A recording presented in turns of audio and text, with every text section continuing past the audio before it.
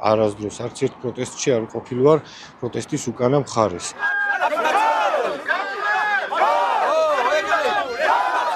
დღევანდელი თანამდებობის პირები შემიძლია დავასახელო, ვინც ეს ისტორია ჩემთან ერთად გაიარა და იცის, რომ 2012 წლიდან იწყება ეს ისტორია, როდესაც 21 წლის ბიჭმა უბრალოდ ჩემი პროტესტი გადავიტანე უკვე ქუჩაში და შეუერთდი მაშინ არსებულ ოპოზიციას, კერძოდ როგორც თავისუფალი დემოკრატების მხარდამჭერი და შემდგომში უკვე წევრი.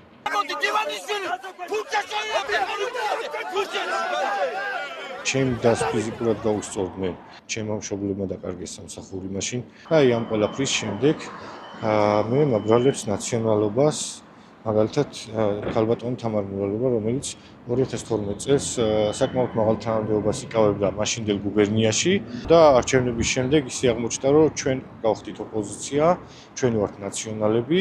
ხო, დღეს მე მეძახიან ფულზე გაყიდულს და კადრებს მივცელები, რომ მე ფულს ვიღებ აქციებში დგომაზე რა. გულდასაწყვეტია, რომ აი აზიარებს ადამიანი მაგალითად, რომელიც მიცნობს 13 წელია, რომელთან ერთადაც ბევრი ღამე გამითენებია ქუჩაში.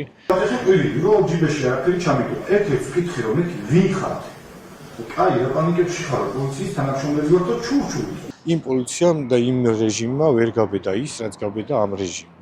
იმიტომ რომ ორჯერ დამაკავეს, ოღონდ არც ერთხელ ახლოსაც არ იყო ის ბრალდება რეალობასთან, რაც მოხდა.